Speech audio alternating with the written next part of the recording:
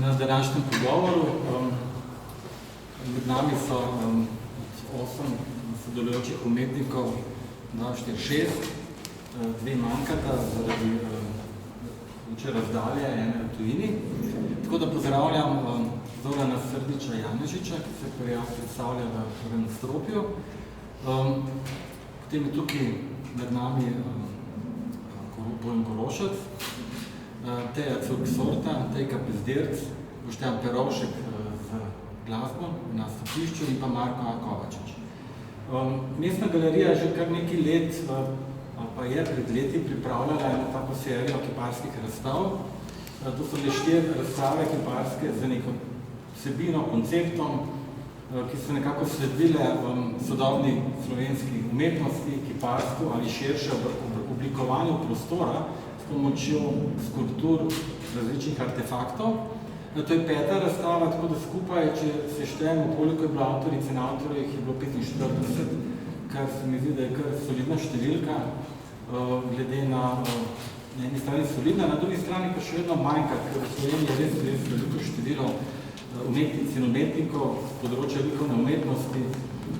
Če tako še širše gledamo, se mi kar zdi, da je Slovenija tako majhna država, posod se nekaj dogaja, na vseh področjih je kar nekaj močnih ustvarjalcev in jaz osebno menim, da na področju kiparstva, ki so nima samo nek kiparstvo, slikarstvo tudi seveda, se mi zdi, da je kar nekaj, veliko število zelo močnih, ustvarjalnih ljudi, ki lahko nekaj povedajo, ki imajo neko energijo, ki je potrebna v sodobni družbi in ki, tako kar je, sploh značilno za umetnost, prinesejo vse nekaj lepega v te trenutke, v katerih živimo, ki se neprestano menjavajo med dramatičnostjo, med vsakdanjostjo, pa med umetnostjo, ki na koncu, ko vsi umremo, kot nas ni več, ona edina ostane. Ko nazaj, ko hodite po svetu in gledate nazaj zgodovino, naprimer, da ste v renesanso, se kar težko ukvarjate z družbeno ureditvijo takratne družbe, recimo okoli leta 1500, ampak gremo gledati skulpture, gremo gledati umetnost, ki je takrat nastala in imela tudi svoje probleme, tako kot današnja. Tako da ja, umetniki delajo danes za tisto, kar bo jutri, a to danes je v tej galeriji in mislim, da nekako na nek način je to drobec kiparstva ali oblikovanja obravnave prostora. Mogoče 2-3 poudarka iz tega koncepta, ki je bilo vodilo tudi pri prejšnjih razstavah. Eno je gotovo generacijska različnost. Mene kot kuce se vedno zanimalo, da poskušam povabiti ljudi, ki so v različnih obdobjih študirali, mogoče pri različnih profesorjih se učili, doživeli druge različne izkušnje in potem jih takole združiš v eno podobo. Podoba, namreč razstava je podoba v celoti in potem še parcialno posameznika do posameznika. Potem druga zadeva, ki me zanima, je materialna raznolikost. Verjetno veste, ste bili pozorni, da kiparstvo danes, ali pa še enkrat ponavljam, prostor, ki ga skulptura ali predmeti, artefakti obravnavajo, izjemno široko. Vedno si nekako mislim, da je skoraj da neskončno v svoji uporabnosti materialov, najrazličnejših in v idejah, ki jih lahko ponujajo.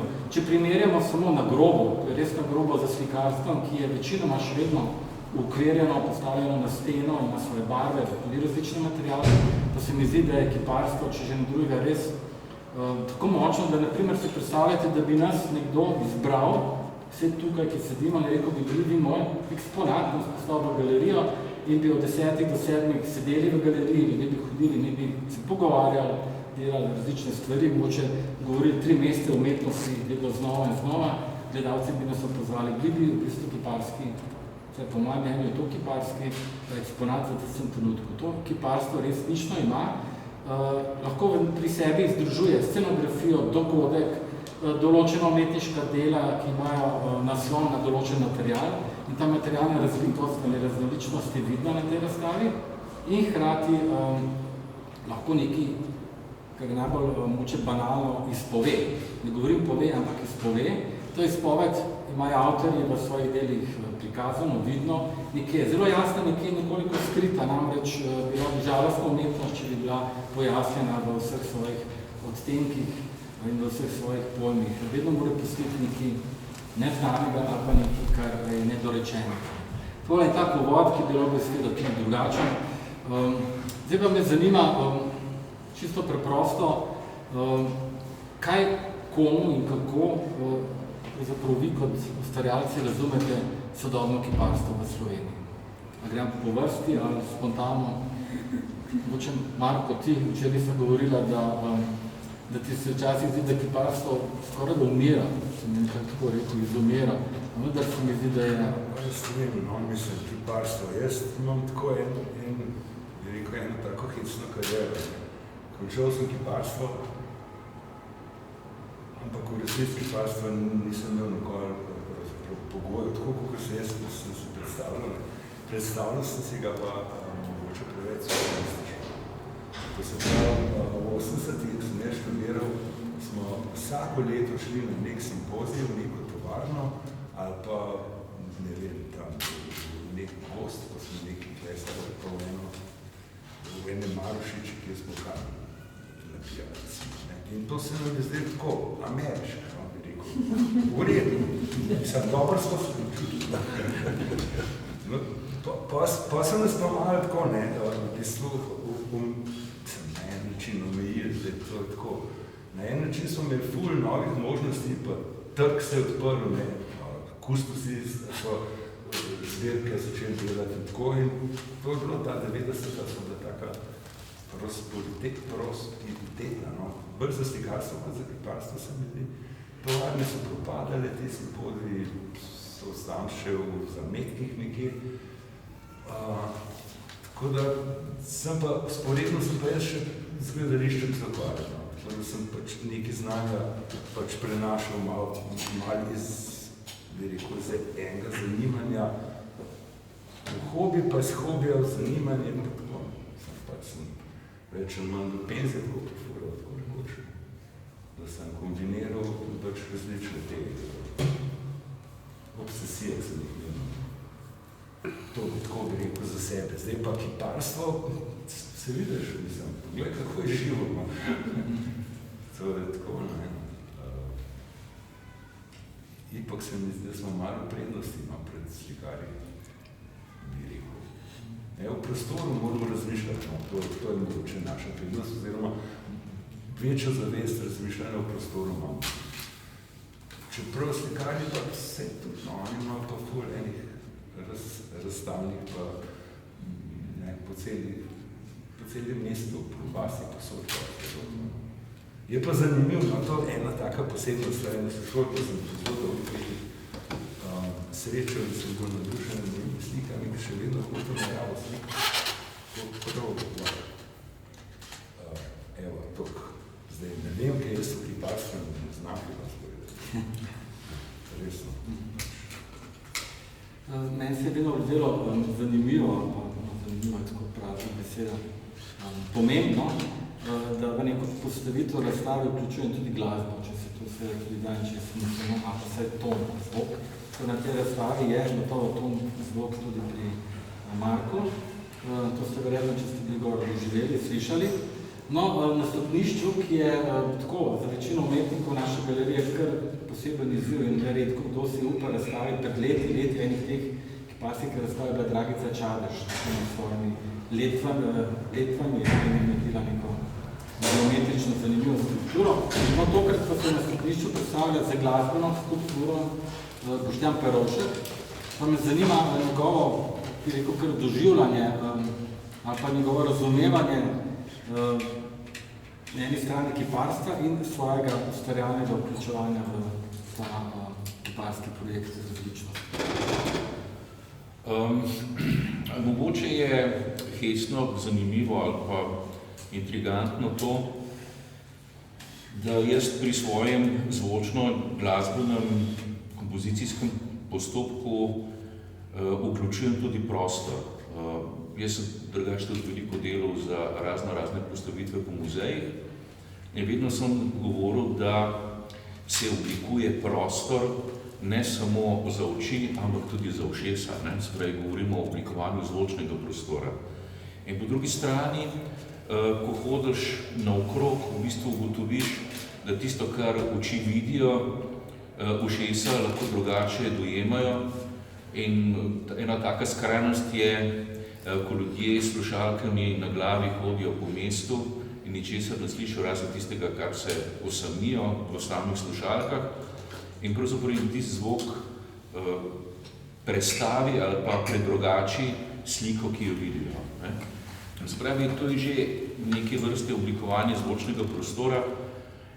Mimo grede, mene to ne zanima, mene zanima tisto, kar dejansko slišim, se pravi bolj dokumentarno, ko hodim v realnosti po prostoru.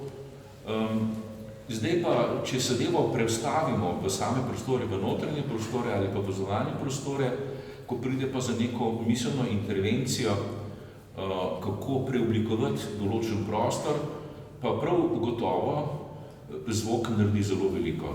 Če bi dal primer tukaj, če smo na mestnem trgu ali pa na Tromostovju, če se sprehodite na ta prostor, ne vem, zjutraj, popoldne ali pa zvečer ali pa spomladi, pozimi ali poleti, v bistvu ugotovite, da je vedno drugačen, čeprav je po arhitekturi vedno isto in seveda tudi zvok se spreminja. Zvok seveda postavlja neke vrste signale in pa osnovne točke in seveda s tem definira prostor kot tak. Zdaj, ko sem prišel v to galerijo, sem prišel pravzaprav na podlagi nekega naključja, nekega pogovora in pa vzgiba, ki sem ga imel s Sarivalom. Jaz sem že dolga leta želel narediti nekaj, da bi z zvokom opremil poti, povezovalne poti. In ena izmed povezovalnih poti je gotovo stopnišče. Zdaj, mogoče ne razmišljamo toliko o stopnišču kot o poti, ampak bolj vidimo cesto kot pot ali pa reko kot pot in tako naprej, pa kljub vsemu stopnišče je v svoji naravi povezovalna pot. In zdaj, če imate vi neke kiparje, ki razstavljajo na različnih nivojih, jih to stopnišče povezuje, vendar kljub vsemu je prazno. Če v to praznino naselimo zvok, potem pravzaprav dobimo neko fizičnost. Same stopnice in sama ograja je pri mojem delu pravzaprav postala fizični reprezentant tistega, kar se sliši. Meni je bilo všeč, ko si govoril, Marko, o prostoru, da je treba razmišljati o prostoru. Zdaj seveda, ko prideš v ta prostor, pa tole stopnišče, imaš noter prisotna dva fenomena. En fenomen je prazen prostor, ki misliš, da ga je treba naseliti ali pa ga ne naseliti, ga lahko tudi ignoriraš.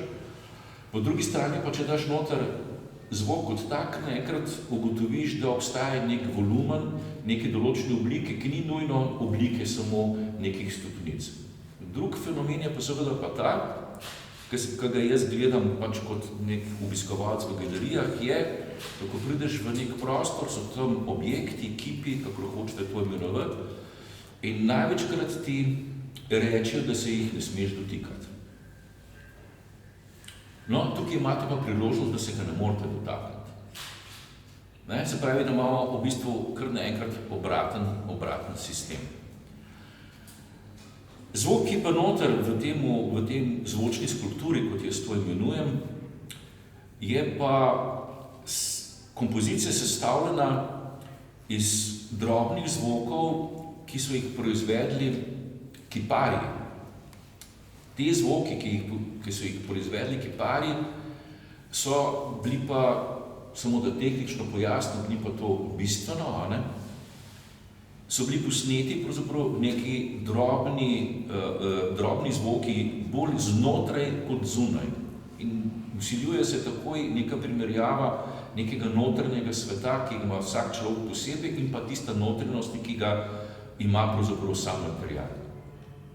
In pravzaprav gre za neke vrste prenos in pa obvladovanje in delanje neke kompozicije z nekimi notranjostmi, ki so jih kot material proizvedli drugi, spravi oni postanejo moj material, jaz pa ta material uporabim v oblikovanju zvoka, ki se kaže preko materialnosti stopnišča kot skulptura. Toliko. Hvala.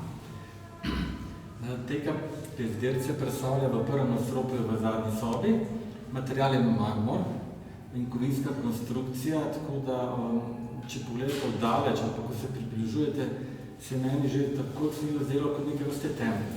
Tako da bi bila neka posvetitev na eni strani čudežu moči materijala, to je marmor, ker je enega močnih materijalov, v drugi strani pa čudežu skulpture, ki se lahko pne, spreminja kakorkoli in lahko glede na prostor ponovno oblikuje.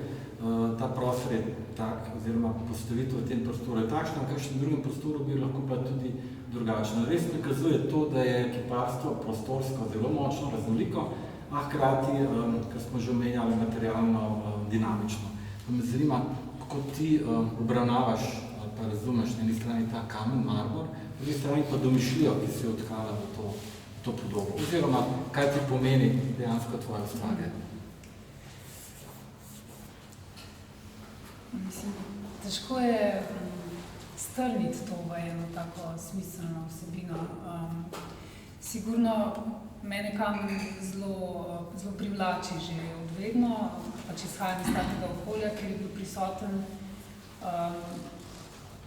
Mogoče, če samo ponazorim, zakaj vidimo te barve. Ne. Se pravi, jaz sem bila učena v tem kamnoseškem okolju, kjer je bil nekako prvo upozorilo to, da ko klešeš marmor, da se ne smeš urezati. Ne. Se pravi, tam, kjer je kri, kjer poteče kri, v bistvu kamen, marmor zelo hitro to posrka in tega ne spraviš ven. In če govorimo o tem, da nekaj mora ostati točno tako, kot je, za druge namene, seveda je to šola, ki je moraš dati 6 in se naučiš v bistvu tehnično zelo dobro reševati material. Ampak potem skozi prakso,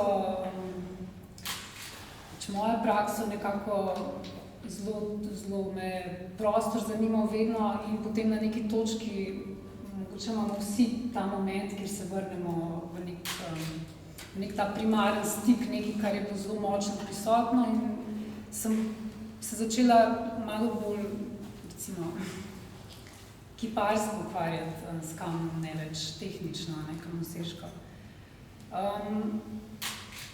In potem, se pravi, neko najhujše opozorilo, ta barva, ta kri, me je začela nekako stimulirati, kaj pa če grem skrajno v to smer.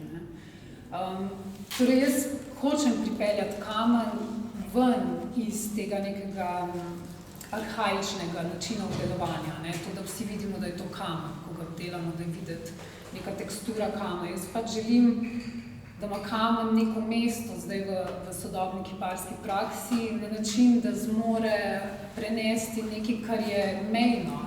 Ta mejnost je pa seveda lahko to, da sugerira nekaj drugega, da mogoče govori o telesu, ki je zelo živo, nekaj, kar bi lahko bilo zelo mehko, lahko, v bistvu je pa kamen. Zakaj potem ne delam v druge materiale, zakaj če v kamen se kdaj vprašam, zakaj hočem kamen peljati tako daleč. Se radi mučim, Mislim, pa dobro ti ratuje, Nekaj je v tem procesu kamna, kar moraš postopati do neke mere intuitivno. Moj proces je tak, da kamen zahteva zelo dobra tehnična znanja, to vsi vemo, da delaš tak težek material, do nekih fines, pač to veliko terja od tebe. Ampak da ga lahko prenesem do te mere daleč, je proces, kjer potem ti moraš opazovati med tem, ko delaš. Se pravi, da prepoznaš v materialu nekaj, kar iščeš, pa se ti odkriva. Ni samo, da delaš, iščeš, ampak v bistvu moraš čakati, da material te nekako, da se razpre, če lahko tako rečem. Tako da jaz pač sem si vzela to neko poslanstvo, da pač hočem kamen postaviti v sodobni prostor, kjer ni pač kamen ali kos ali portret na piedestalu, ampak je nekaj, kar govori o stanju telesa, o situaciji v nekem trenutku, recimo.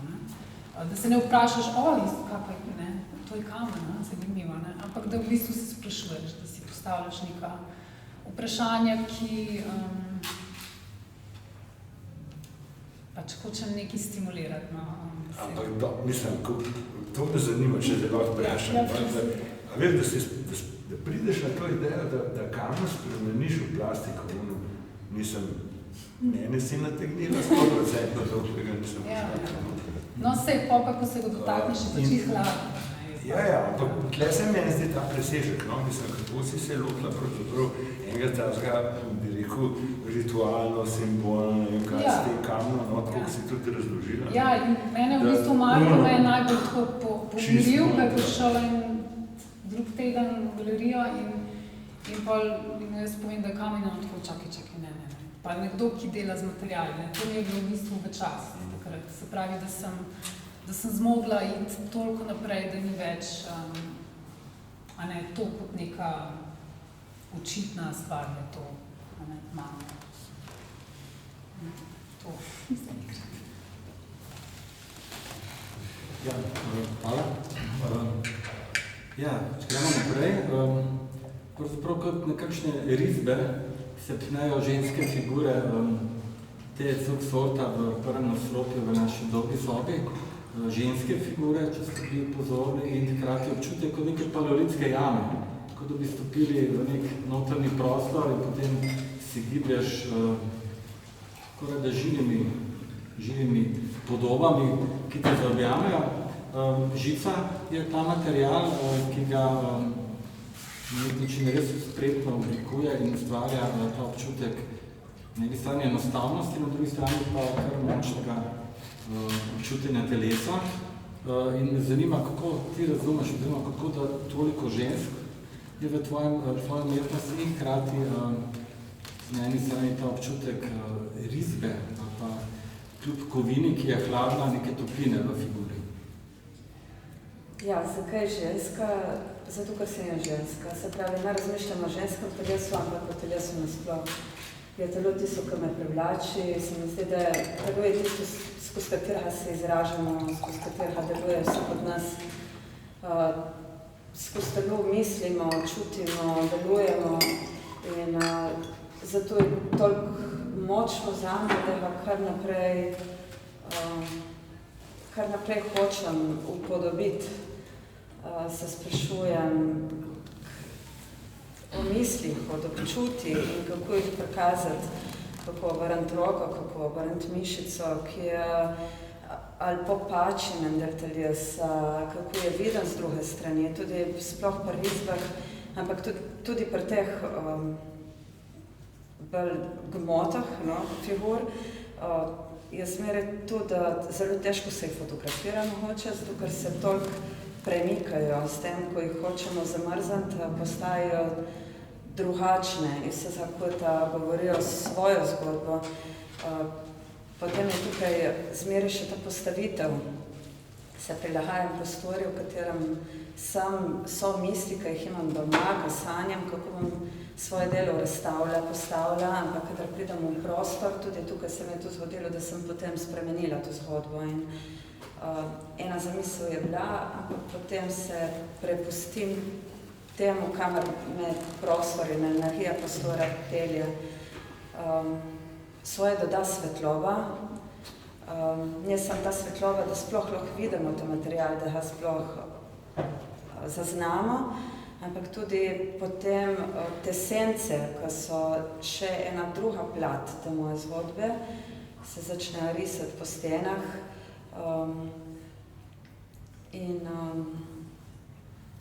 V žico sem šla, hkrati, to je tak zame lahek material, ne, napram kamnu, so te figure, čeprav so lahko zelo velike, večje kot jaz, ampak jih lahko sama premikam, tako da nisem vezana na stroje, na dvihala, na moške, ki bi mi pomagali, ampak lahko sama v ateljeju se gibam, premikam in delam, kadar meni najbolj odgovarja.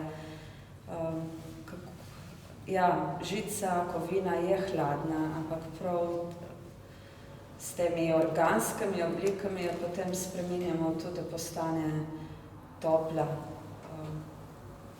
Zdaj, kakšno je kiparstvo v slovenskem prostoru? Včeraj, ko sem bila na tej razstavi, se mi zdi, da daleč od tega, da ne bi bilo prisotno, da ga ne bi bilo, zame je zelo živo. Tudi avtorji se predstavljamo tako zelo lepa razstava meni.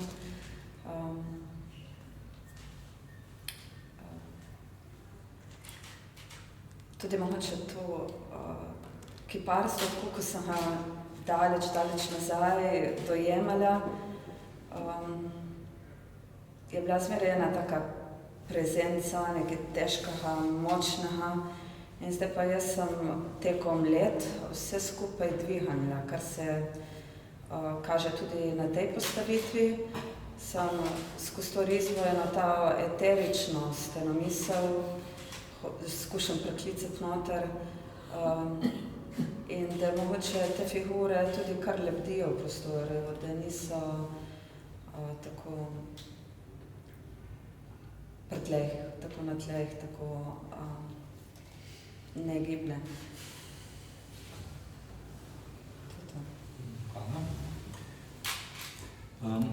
V prvi sobi se z močno težko, na prvi pogled, kompaktno kompozicijo predstavlja Borut Korošec.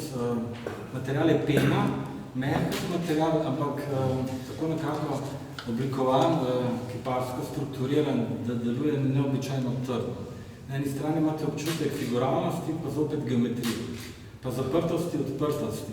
Asociacije veliko, pa me nekako zanima, kakšna je izpoved tvojega dela oziroma razumevanja pene kot materijala, žice, ki je zraven, in pa seveda potem tega prostorske energije, ki je ta skulptura izžarela.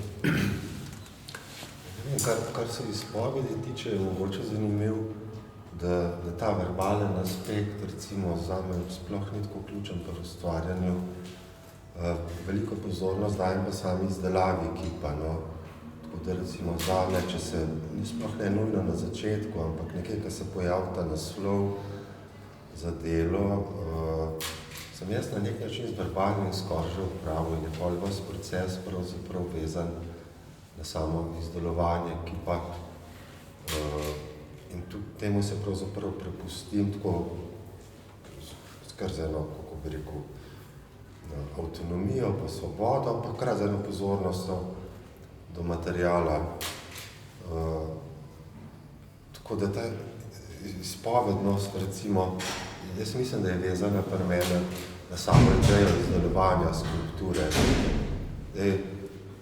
Recimo, pač materijali so nekakšni vedno,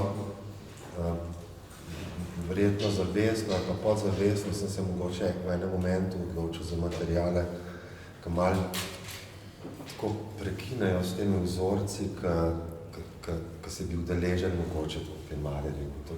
Tekom študija, recimo, ki se v 4 letih veliko dobrih izkušenj nabere, ampak pol se mi zdi, če hočeš nekako postaviti ali pa na novo, ali pa biti recimo svež do samega sebe, je pravzaprav treba tudi ene reze za mogoče svojo prakso narediti ali pa z enimi izkušnjami, ko so domnevno, kako bi rekel, praktične pri temu početju, ko se mu reče kiparstvo, no.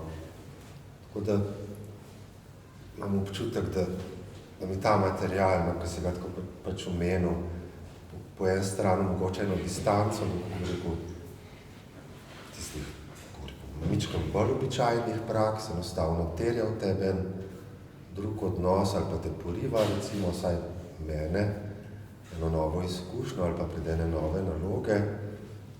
Po drugi strani pa moram reči, recimo, da mi je zelo ljub, ne vem, kaj je Sarival omenil, renesanso, pa to mi je ljubo, če lahko kljub temu, da probam gledati naprej ali pa na zdaj ali pa na novo, da nekakšna vez s preteklostjo obstaja. Ves čas imam občutek, da te pojmi, s katerimi nočeš operiramo, ne vem, razmerje, figura, barva ali kaj tasga, da imajo en tak dolg zapis, no, ali pa, ne vem, veliko besed, recimo, ki mi lahko v enem momentu pridajo, rekel, na zdaj, ko gledam, recimo, beseda sarkofag, da to ni nekakršna moja iznajdba ali pa zavestno, bi rekel, predelana, recimo ena reč, ampak ena latentna prisotnost vseh teh stvari, ko so nekoč nastale, mi je ljubo, če obstaja, saj meni, tako imam zelo rad, ne umetnostno zgodovino,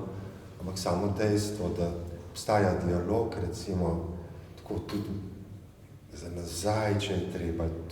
To se pol v bistvu skozi delo ponavadi, če se vzpostavi se samo. No. To ni tako, da bi ena receptura bila tukaj položena ali pa iskanje dialoga. No, to sploh ne. V bistvu sem pri samo delu zavezan izdelavi skulpture, no, na nek način.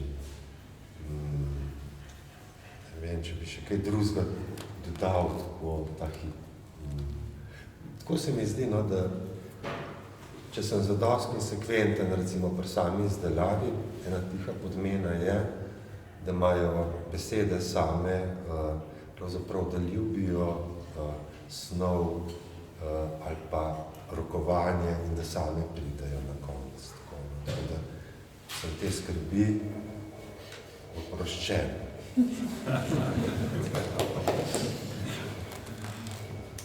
Ja, v drugi sobi, v prvem nadstropju, Zoran Srdić Janežič predstavlja svojo postavitev, svoj gled nastajajoč in še bodoče dograjevan koncept, kjer v bistvu z sodobnimi tehnologijami, 3D tehnologijo, prikazuje paličnjaka, se pravi ogromnega paličnjaka in pa žive paličnjake v prostoru. Pa me zanima, celoten projekt, oziroma ta postopek in nadaljevanje tega projekta, prvič, kako je nastal in kako se bo nadaljeval in kaj je pravzaprav ta kiparska moč, pa še širše, tehnološko-kiparska, prostorska moč te podobe. Pa enostavno še povej, kaj te zanima, kaj je to? Jaz sem mogoče skozi projekte, katere delam, si poskušam razlagati določene pojme. Doskrat pač, tudi če želim nekaj povedati, mogoče ne povem dobro, pa me ne zastopim, ampak drugo je tudi to, da probam razumeti eno zadevo, pa če me jo razlagajo, mogoče ne zastopam. Zato se moram nekako jaz sam to sprocesirati, kako bi rekel. Opus Biobota v bistvu bi lahko rekel, da se ukvarja na en način z neko mitologijo, tako čist v tem nekem izhodišču, zaradi tega, ker jaz delam v lutkovnem gledališču in v bistvu na en način smo mi kiparji, tehnologi, tisti, ki izdelujemo objekte, ki se animirajo, se pravi lutke, in smo pač med delavnico, pa glavni akteri so v bistvu animatorji oziroma igralci oziroma pač celotna avtorska ekipa. Ne? In za oživljanje nečesa je v bistvu, skozi celo zgodovino je in to, kako so v bistvu pač kipi bili tisti, ki so reprezentirali mogoče neke podobe, da bi pač, oziroma ljudi, da bi preko njih nadaljevali, pač, kako je oni umrli, da bojo pač, ne vem, te kipi pač nosili njihovo ime naprej v prihodnost. Do tega, da v bistvu so te mitologije recimo povezane mogoče v antični Grčiji, kot recimo je to, ne vem, Pigmalion Pregreha, kot je pač Horacio Roter imenoval, ne, vse to recimo Ostrčka. Medtem, ko v bistvu, če lahko rečemo, da so tukaj pač neke vrste mitologije, je v bistvu v samem opusu Biobot je pač, to neke vrste kiparstva ali pa sodobna lutkarija, v katerem pač želim nekako delati na tem, da bi naredili neko kibernetično telo, se pravi za nekih spoj organskega, strojnega in v bistvu programskega. In pač ta koncept v bistvu se vodi naprej. V tem primeru, ki je v bistvu pač ta modelni organizem je paličnjak, je pač po njemu pač narejen ta nek 3D model, kateri se oblikoval vse 3D model, ki se je pol sprintal. Dejansko imamo potem tudi tam žive paličnjake, katere kamere spremljajo pač njihovo gibanje, kako se premika in v bistvu na drugem zaslonu je pa v bistvu pač neka, recimo, robotska konstrukcija, kakršna bi bila, če bi jo delal z motorji, servomotorji, katere pa dejansko jo upravlja program sam, se pravi, pač na računalniku je pač program Diversity is all you need. Pač se mi zdeli, zaradi tega, ki si ti govoril o raznolikosti, se mi zdeli, ravno takrat sem se začel zanimati tudi za ta program, pa da se to, recimo, mi je, recimo, film poklopila. Hvala. Mogoče ima kdo vas kakšno vprašanje?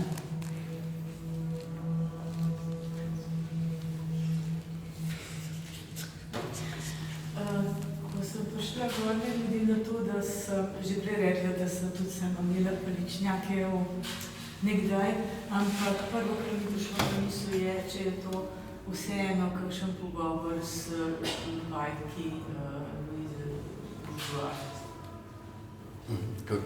Louise Bourgeois, te veliki vajki, če je to slučajno vseeno. V bistvu ena iteracija BioBota prej se je ukvarjala z nekim programom, ki se imenuje BioBot, kateri v bistvu je relativno nišni program, ki lahko ustvarja skelet robota glede na predvideno gibanje. In iz tega v bistvu smo nekako izhajali naprej, da sam program je pač kakorkoli nišen, pa v bistvu, recimo, da je edinstven na svetu, ker se pač ukvarja z neko pač to grafno logiko premikanja robota, preko katerega gradi svoj skelet, se pravi obliko skeleta. In sami avtorji so poimenovali, da v bistvu je ta robogrammar je zelo soroden artropod s členonoscem. In na en način, kakorkoli smo mi delali razne iteracije, pač kot evolucijski algoritem, ki pač dela vse te skelete, če pogledamo v procesu teh iteracij, smo videli, da so pa v bistvu podobe relativno zelo sorodne. Lahko rečemo, da so zelo raznolike, ampak še zmeraj, pa če bi rekel, je pa to ena sama vrsta. In v bistvu mi smo želeli, oziroma poskušali to, da preko neke naravne evolucije, da če bi snemali različne živali, da bi probali mogoče s tem vplivati potem na ta sam program.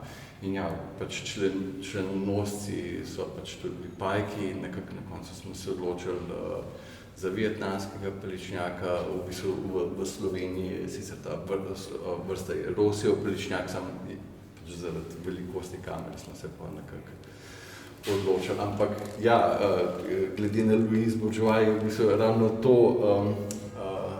danes mogoče, oziroma par let nazaj se je govorili o insect apocalypse. Sprav, karkoli pred tolikimi leti, ko si šel recimo polet ven, pa če si imel neko luč, je pred tabo prišlo ogromno insektov. Danes jih je relativno malo in v bistvu se zavedamo, da ne samo, da so oni neke vrste biosenzor, pač glede na okolje, v katerem živimo, pač oni so pokazatelji, da pač mogoče s tem okoljem nekaj narobe. Je v bistvu ta logika, ki je danes, glede na to, kar je bilo včasih, so se mogoče insektov res bolj bali. Se pravi, Louise Bourgeois dejansko to je pač tudi izkoristil v tem svojem... ali pa Giacometti je tudi, mislim, da je naredil ravno paličnjaka list, ki ga je imenoval nekaj ženska s prerezanim bratom. Zdaj ne vem, kako se imenuje originalno francosko ime, ali pa Buñuel, oziroma rokoma, pa so mravlje po njem. Sprav, dejansko, da prihajamo iz tega strahu, mogoče od insektov, pa načeloma od živali k temu, da v bistvu smo mi vsi pač prebivalci na tem planetu in da pač dejansko ni, da bi se zdaj pač jih bali pa preko njih izražali neke strahove, ampak da pač prek prepoznavanja pač njihove vrednosti pač prepoznavamo tudi našo lastno. Pač ne,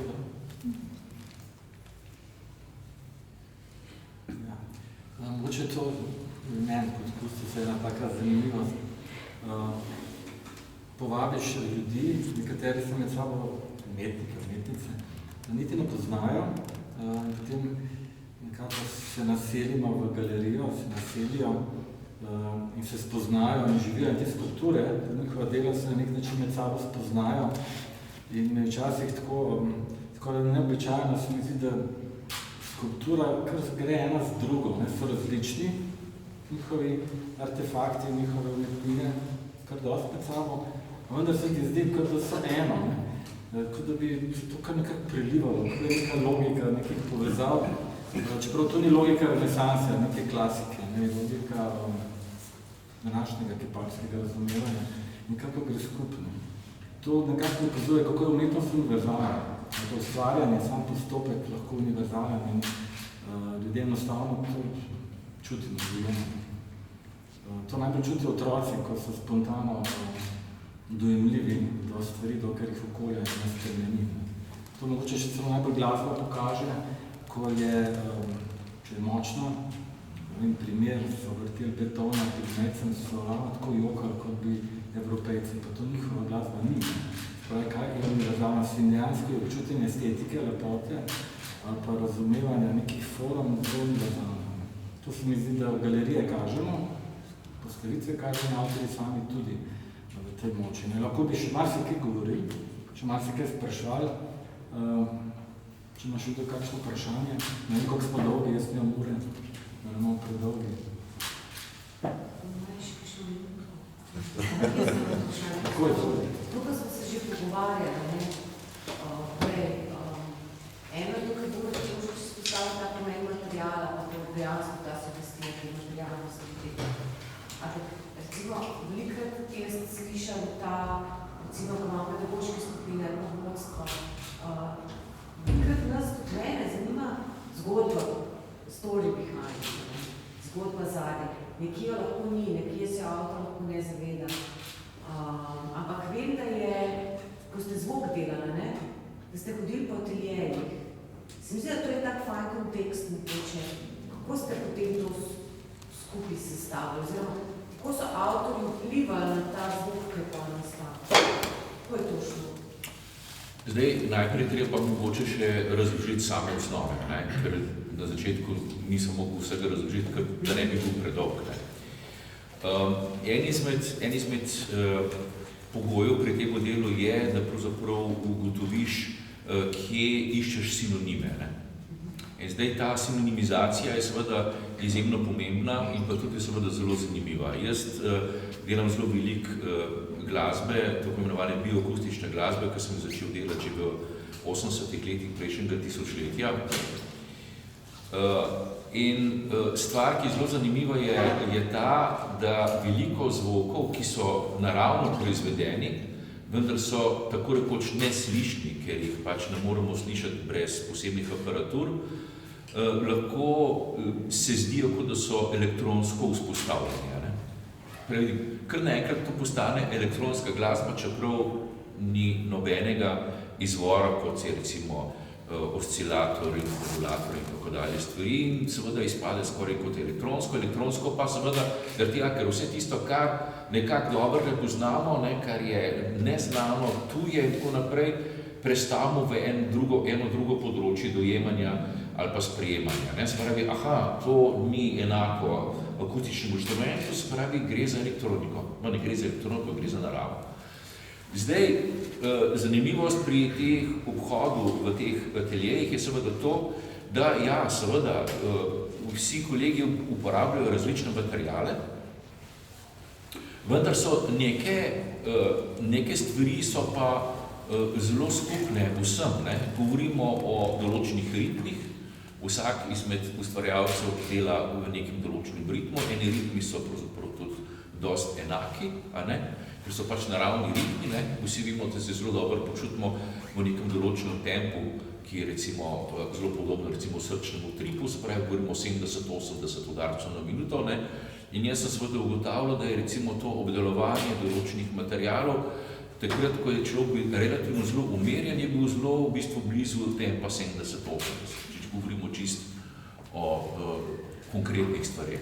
Recimo, pri tebi, ko si rezala, ne, je pravzaprav tudi v tistem, ko je bilo, smo prihajali v bistvu, ne, pa smo imeli v bistvu krešende, dekrešende, diminuende, in tako naprej. Ne. Spravi, vse te stvari so enake vsem. Zdaj pa osnovna materialnost, ne, seveda pa potem pri vzpostavljanju v kompozicijo, ne, je bil pa vzpostavljen en postopek, ki se mu reče granulacija zvoka. Ne. Mi govorimo seveda pri granulaciji o osnovnih, zelo drobnih elementih, ki so izvzeti iz skupne mase, v tem primeru, v mojem primeru, zvoka. No in tukaj v tem primeru se približuje mogoče celo postopkom nekemu kiparskemu postopku. Namreč, jaz sem kar naenkrat, kot anekdoto moram povedati, da mi je ena kolegica kar precej let nazaj rekla, da ni čudno, da imam rad kipe, ker pravzaprav jaz svoje musko delam kot kipar, ko vzamem eno maso zvoka in izklešem končni produkt. In pravzaprav je ta granulacija zvoka je pravzaprav dejansko klesanje zvoka, ne, na nek način. Ne. In zdaj to klesanje je seveda vzpostavljeno z nekimi določenim sistemom, lahko ga imenujete kompozicija, lahko ga imenujete načrt, lahko ga imenujete intuicija, lahko ga imenujete kot skupek vsega tega naštetega, naredi pravzaprav produkt. To, kar je potem nastalo v tem stopnišču, ne, lahko začnemo govoriti tudi kot o imaginarnem telesu. Pravzaprav to je telo, ki je imaginarno, moramo si ga predstavljati, oziroma kar naenkrat je naša notranjost vzpostavila odnos do nekega prostora in mi dejansko vzpostavimo telo, samo vidimo ga, ne, samo, a moramo vedno videti telesa. Se pravi, to je kolektivno delo v resnici, ne? V bistvu... Ker ste vsi udeleženi... V bistvu je, ja, zdaj seveda smo na tem terenu, ki je lahko spolsko ali pa zelo konkretno, ne, če govorimo o skupinskem delu. Ja, je skupinsko delo, kot je skupinsko delo vsakega posameznika, ki zajema izvleče nekega znanja in vedenja svojih predhodnikov in sodobnikov. Je samo, da je pri mojem delu je bila stvar samo zelo konkretno strasirana in spravi pot je bila jasna, kje so pravzaprav viri. Viri so popolnoma jasni, mogoče pa kje drugje niso popolnoma jasni, ker so bolj pripuščeni večji intuiciji. Tukaj pa je ta intuicija bila strasirana s potjo, spravi najprej pot in potem pride do intuicije, potem do obdelave in potem končnega produkta. Skratka, čeprav so različni materiali, so podobnosti enormne. Spravi, ta različnost je pravzaprav na nek način tudi enost. No, pa si eno glaso. Kakšno vprašanje? Ja, mogoče tik pred koncem, pred zahvalo. Še enkrat, kot sem že prej povedal, ko boste potovali po svetu, pa potujete dela razstave, jaz sem tega res veliko videl, praktično vso Evropo, pa še dosti naprej. Moram reči in se vedno znova, mogoče se zveni, ne vem, čudno, ker smo Slovenci tako skromni, ampak res imamo res veliko število kvalitetnih ustvarjalcev na različnih področjih, umetnostih. Zdaj smo na področju kiparstva, med nami so ti, ki so res močni, so tudi drugi, ampak tokrat so ti. To se vedno znova nekako zavedate, ker boste hodili po Avstriji, Nemčiji, Italiji, ker časih prav smešno, ko dvigujejo vse po mojem, govorim zase imena, smešno, ko dvigujejo imena nekaterih umetnikov pa so še dosti odzadaj. Torej res, mislim, da je slovenska umetnost res ima neko energijo, zelo umetniški narod smo. To vemo že od Prešerna, če rečemo tudi super naprej in tukaj se držimo. In, ja, je jezik poseben, je dvojina posebna, ljubimo se v dvojini, je za razliko od ostalih evropejcev in je tudi kiparstvo ali pa širša umetnost, ja, ni močna. In jaz kot Kristov sem tako imam srečo, da sem v ta poklic izobrazil, da lahko spoznavam ljudi. Tokrat sem spoznal nekatere, nisem prej ravno poznal, pa pred kratkim spoznal ljudi, ki so imeli v sebi energijo in neko silo, no, ki je slovenski narod imel tudi prej. Včasih se zdi, da malo zgublja, ampak umetnost ga nekako dviguje in smo lahko njeno ponosni. Tako da jaz sem ponosen, da so mi rekli ja, da so sprejeli povabilo v mestno galerijo in hkrati tudi srečen, da sem z njimi sodeloval in jih spoznal njihovo delo, tako da se jim globoko zahvaljujem. Bo pa za sodelovanje in jim želim seveda ustvarjanje naprej. Bo pa seveda razstava imela tudi katalog.